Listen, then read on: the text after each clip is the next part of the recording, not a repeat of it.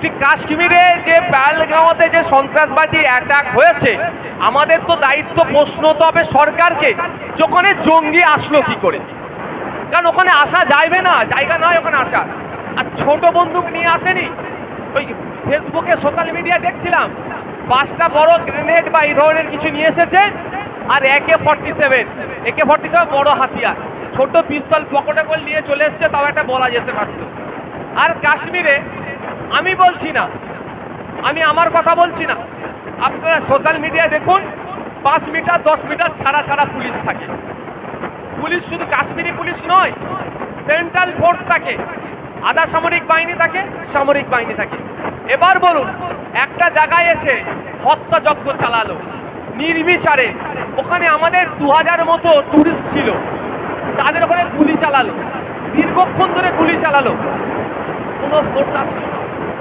বলছে প্রায় 50 রাউন্ড গুলি চালিয়েছে, কোনো ফোর্স আসলো না। এটা ভেবে পাওয়া যায় ভাই?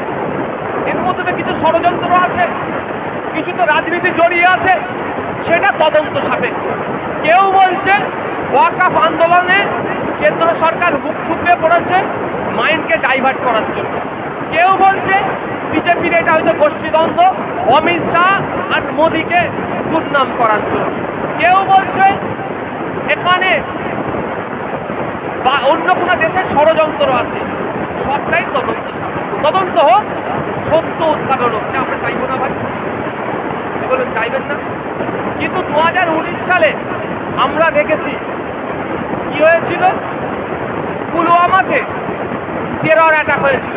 300 কিলো মতো নাকি RDX নিয়েছে, আমাদের যে সেনারা যাচ্ছিল, আধা সামরিক বাহিনী যাচ্ছিল, ওখানে আক্রমণ করে প্রায় 40 জনের অধিক আমাদের দেশের CRPF এর জওয়ানদেরকে শহীদ করলো। মনে আছে আপনাদের?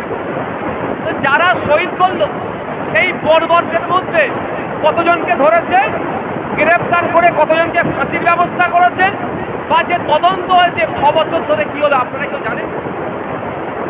চাপা পড়ে গেল না? চাপা পড়ে যায়নি? আমাদের জানা দরকার তো নাগরিক হিসাবে। নাগরিক হিসাবে আমাদের জানতে হবে না যে কারা আক্রমণ চালালো, আমাদের 40টা ছেলেকে শহীদ করলো? সেই সময়ও দেশপ্রেমিকদের, স্বঘোষিত দেশপ্রেমিকদের অনেক উৎসাহ দেখতে পেয়েছি, কিন্তু তারা আজকে প্রশ্ন করছে না। আমরা প্রশ্ন করছি, সেই সময়ে করেছিলাম, আজকেও করছি। পেহেলগাঁওতে যারা সন্ত্রাসবাদী হামলা চালিয়েছে তারা একটাও না ছাড় পায়, সে পাকিস্তানে ঢুকে থাকুক, আফগানিস্তানে থাকুক, আমেরিকাতে থাকুক, যেখানেই থাকুক, তাদেরকে খুঁজে বার করে নিয়ে এসে তাদের বিচার হোক ফাস্ট ট্র্যাক কোর্টের মাধ্যমে, 6 মাসের মধ্যে বিচার হয়ে তাদের ফাঁসির ব্যবস্থা করুন। ওই যাবজ্জীবনে আমি এদের ক্ষেত্রে বলবো না, কারণ ওই যাবজ্জীবন হলে আমার দেশে থাকবে, আমাদের দেশে থাকবে, জেলে থাকবে, ডাল ভাত যাই খাও না কেন আমাদের ট্যাক্সের টাকাও ধ্বংস করবে। 6 মাসের মধ্যে যে ফাঁসির ব্যবস্থা হবে, এই ডিমান্ড আমরা করছি। কিন্তু সাথে সাথে এটাও আমরা প্রশ্ন করছি, 2019 সালে পুলওয়ামাতে যারা অ্যাটাক করলো তারা কেন এখনো গ্রেফতার হলো না, বা কারা করেছিল, যারা যারা ছিল বা যে গোষ্ঠী ছিল, এখনো তদন্ত কেন শেষ হলো না, বা তদন্তের অগ্রগতি কত দূর সেটাও আমাদেরকে জানতে ইচ্ছা করছে। এই প্রশ্ন যখন আপনি করবেন, এই প্রশ্ন যাতে না আপনি করেন, সেই জন্যই আপনার আমার মাইন্ডে কি ঢুকিয়ে দেওয়া হলো, বলছে হিন্দু মুসলমানের মধ্যে লড়াই। আসলো টেররিস্ট, যেটা শুনছি নাকি পাকিস্তান থেকে এসেছিল। আরে পাকিস্তান থেকে ওই অব্দি আসলো, নির্বিচারে আমার ভাইদেরকে গুলি করলো, আমার ভাইদেরকে খুন করলো, শহীদ করলো, আবার তারা নির্দ্বিধায় পাকিস্তান চলে গেল। প্রশ্ন আসছে না মাথায়? কিন্তু আপনি করতে পারছেন না কেন? আপনার মাথায় তো ঢুকিয়ে দিয়েছে মুসলমান হিন্দুকে মেরেছে, হিন্দু খুন হয়েছে, মাথায় ঢুকিয়ে দিয়েছে আপনারা অন্য মাথায় ঢুকবে না। কিন্তু প্রশ্ন করতে হবে। আরে এত সেকেন্ড, প্রথম প্রশ্ন হচ্ছে ওই জঙ্গিগুলো এখানে আসে খুন করলো কিভাবে? প্রথম প্রশ্ন তো এটাই। এর জবাব তো অমিত শাহকে দিতে হবে, এর জবাব তো শুভেন্দু অধিকারীদেরকে দিতে হবে, এর জবাব তো মোদীকে দিতে হবে। এই প্রশ্ন না আপনি আমি করে, সেই জন্য আপনার আমার মাথায় সাবজেক্ট ছেড়ে অবজেক্টটা ঢুকিয়ে দিয়েছে, আর আমরা অবজেক্ট নিয়ে খুব হই হই করছি, একে অপরের প্রতি অবিশ্বাসের বাতাবরণ তৈরি করে ফেলছি।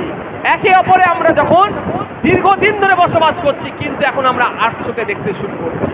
এই আর চোখে দেখতে দেখতে এই বিষে আক্রান্ত হয়ে বললেন আমার আগে শাহাবুদ্দিন সিরাজি সাহেব, একজন মহিলা ডক্টর, সেও এই বিষে আক্রান্ত হয়ে একজন তিনার অবচেতনে, হয়তো তার সচেতনতার অভাবে তিনি এমন কথা বলে ফেললেন, সমগ্র ডাক্তারের পেশাকে তিনি প্রশ্নর সম্মুখে করে দিলেন।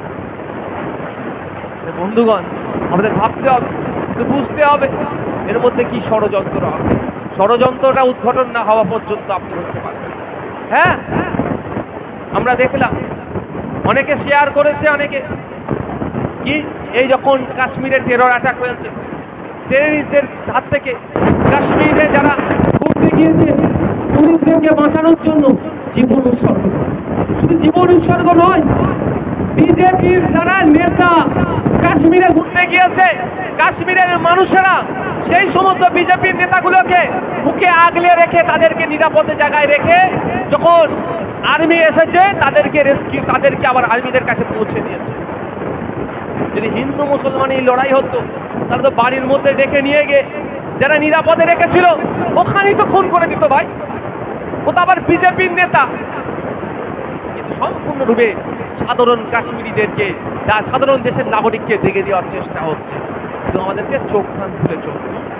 আমরা আজকে এই মঞ্চ থেকে, এই রক্তদান শিবির থেকে আমরা আওয়াজ তুলব, আমাদের 27টা ভাইকে খুন করেছে যারা, একটাও না তারা ছাড় পায়, তাদেরকে খুঁজে বার করে সর্বোচ্চ শাস্তি দিতে হবে, ফাঁসি দিতে হবে এমন 6 মাসের মধ্যে। এই আমার সাথে সহমত তো ভাই? হাত তুলুন তো ভাই যারা সহমত। তাদের ফাঁসি চাই তো আপনারা? কোনো মতেই না ছাড় পায়। আর এটাও আওয়াজ তুলবো, এই পুলওয়ামার মতো 6 বছর হয়ে যাচ্ছে, ছোড়ো না, गेट में जो आना चाहेगा छोड़ दीजिए, यहाँ पे आपको রাজনৈতিক নেতারা এমন ভাবে আমাদের মাথা খেয়ে রেখেছে যে আমরা আসল মুদ্দাতে, আসল বিষয়ে না প্রশ্ন করে সাবজেক্ট ছেড়ে অবজেক্টে চলে যাচ্ছি। ভাই কাশ্মীরে আজকে আপনারা দেখেন, কাশ্মীরের পাহেলগাঁওতে যেভাবে বর্বরোচিত সন্ত্রাসবাদী হামলা হয়েছে তার প্রতিবাদে, এবং সাথে সাথে যারা হামলায় শহীদ হয়েছে তাদের স্মৃতিতে আমরা আজকে রক্তদান শিবির করছি। কিন্তু প্রশ্ন আপনাকে আমাকে করতে হবে, প্রশ্নটা হওয়া দরকার ছিল দেশের প্রধানমন্ত্রীকে, প্রশ্নটা করার দরকার ছিল মোদিজিকে, প্রশ্নটা করার দরকার ছিল অমিত শাহজিকে, প্রশ্নটা করার দরকার ছিল ডিফেন্স মিনিস্টার রাজনাথ সিং সাহেবকে। কিন্তু দুর্ভাগ্য, আমরা প্রশ্ন করছি আমার পাড়ার চায়ের দোকান আছে যে তাকে, আমরা প্রশ্ন করছি ফলের দোকানদারের সামনে গিয়ে, আমরা প্রশ্ন করছি রং মিস্ত্রিকে গিয়ে। কেন জঙ্গি আক্রমণ হলো? বুঝতে পারছেন? ওই রং মিস্ত্রি বলতে পারবে কেন জঙ্গি আক্রমণ হলো? ওই যিনি ভ্যান চালায় তিনি বলতে পারবে? যার ফলের দোকান আছে, দেখতে পারলেন না হরিয়ানাতে ফলের দোকান ভেঙে দিচ্ছে, তাকে প্রশ্ন করছি। এটা আমাদের মাথায় ঢুকিয়ে দেওয়া হচ্ছে।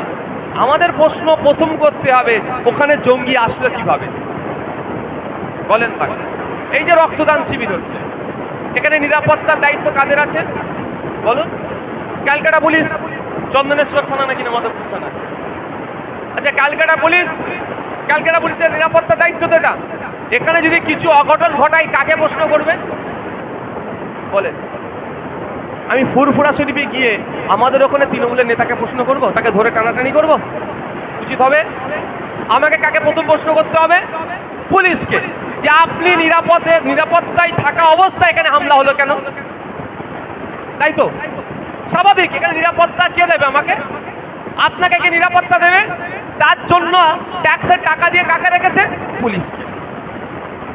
একইভাবে এখানে হামলা যদি হয়, আমি যে দেগঙ্গাতে তৃণমূল যিনি করেন তাকে ধরে টানাটানি করলে উচিত হবে কি আমার? হবে কি?